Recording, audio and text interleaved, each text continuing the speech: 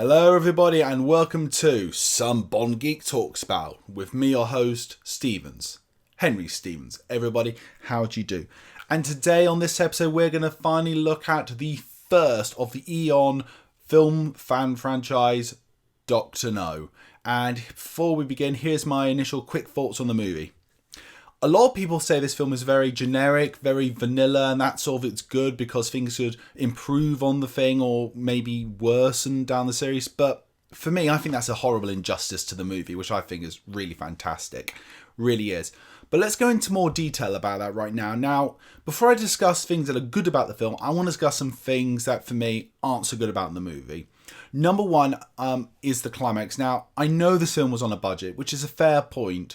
But overall, I still find for quite a large bit of this film's sort of big finale, it's quite lackluster.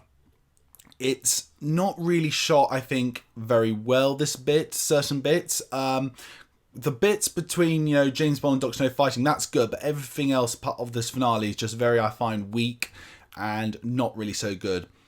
The second thing I'm not really a fan about in this movie, to be fair, is some of the side characters. Now, I'm going to be honest, Jack Lord, the first Felix Leiter in this film, even though I think he did a good job, I just didn't think it was that really much of a great job.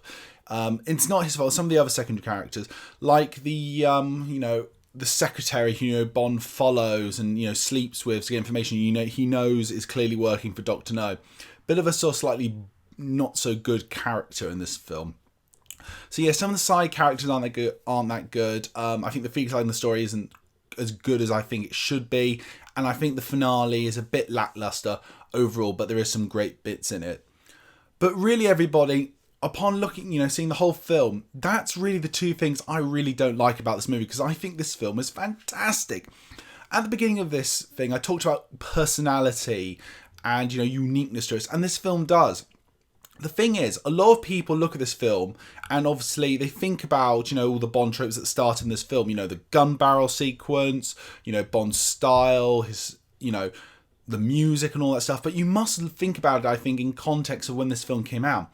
Compared to maybe other spy franchise or anything, this film had this most killer soundtrack. Which, by the way, everybody, kudos to the main titles actually on this point. Because a lot of people don't think about this, but when they realise, yeah, the James Bond theme was the first music for the title sequence. And a really interesting title sequence, I think, for the 3/4 of the film, minus the Jamaican dancing at the end, which comes out of nowhere, which is a bit... that's the thing. You've got, the sort of shooting style and the editing style that's very different, I think, from many other films of the time. Bit of quite quick cutting at times that works. And sort of, a bit sort of fighting, and it feels very gritty for the time, which is, again, a unique personal trait.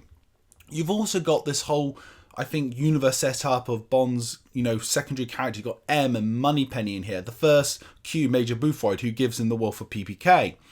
You've got the sort of feeling of this film, which is also really, really great, because the character of Dr. No is like a looming presence across the entire film, right from after the end of the opening titles when the files of him get kidnapped. You're just wondering, who is this Dr. No?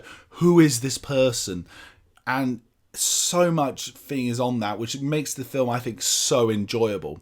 This film just oozes personality and uniqueness that I think it should be looked at in that way. Just let's talk about some other things right now before we get on to Sean Connery. I've mentioned how much I like the lighting, how much I like the mood, the cinematography and stuff. I also like the pacing of the story. This is a real sort of spy detective story. Bond goes out to search for the missing MI6 guy Strangways, which leads him to Dr. No. It's a progression from this is the mission, going and progressing forward in that. And I really like seeing that. I think it was really great putting that in there. And the pacing is, I also think, really good. And some great pieces like the bit where Bond, it's got, Ben the Tarantula on him. That's a really, really great moment. Just the little bits of tension rising between, such as when Bond's confronting Professor Dent. That's a really great whole sequence, I think. As soon as Dent walks in the door, that bit. There's some really great, good pieces in this movie. Some really great highlights. And of course, let's go into the big things that you want to talk about now. We've got to first off talk about Dr. No. I think this is one of my favourite villains, honestly, of all time. I think Joseph Wise has the most amazing, cold, harsh performance. There's real hyper-intelligence, which is just frightening. The banter between him and Bond, the whole scene where they meet and eating over that, meal, is just superb. It's just absolutely superb. It's the level I rate anything else when it comes to hero versus villain sort of confrontation. It's the benchmark of excellence I compare it to. Either matches it or it doesn't, and Dr. No is just so good. It's one of my favourite scenes in all of movie history, that whole section of the movie.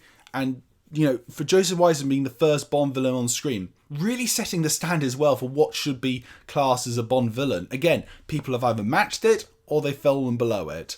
It was so good. What an amazing start to that side of the Bond rogues gallery.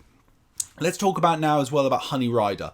Honey Ryder, I think, is one of the best Bond girls without a shadow of a doubt right off the bat.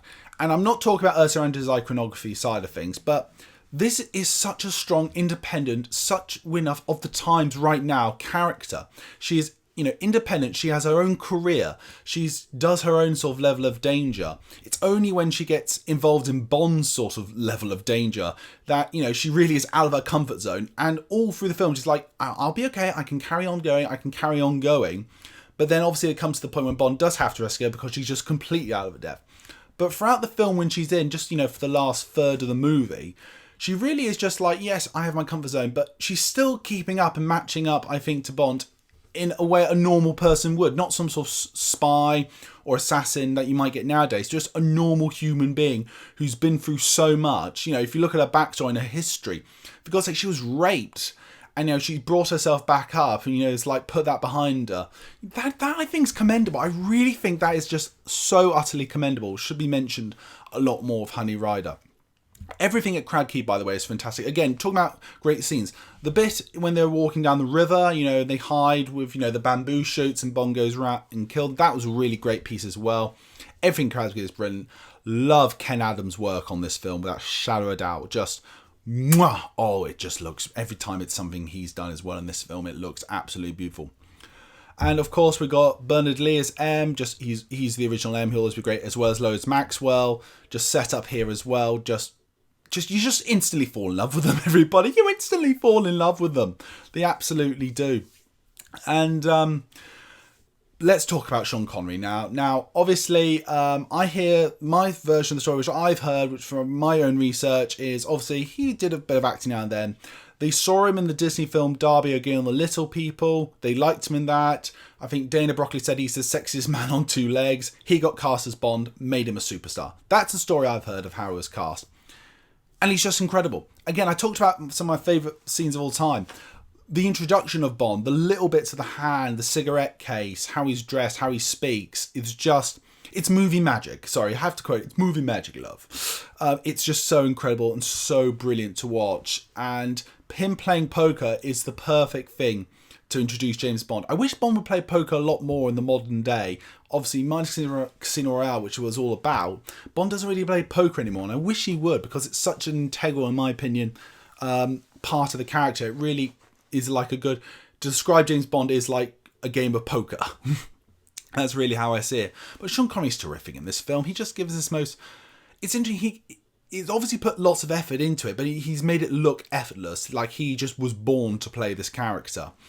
From reading the books myself, I think Sean was a wonderful choice to play James Bond. I know it might not have been Ian Fleming's original, preferred thing, but I'm sorry, I think Sean was absolutely the right person for the job. So really, this film, people say it's so vanilla. It's so full of character. It's so full of passion. This film is so full of intrigue and mystery and personality.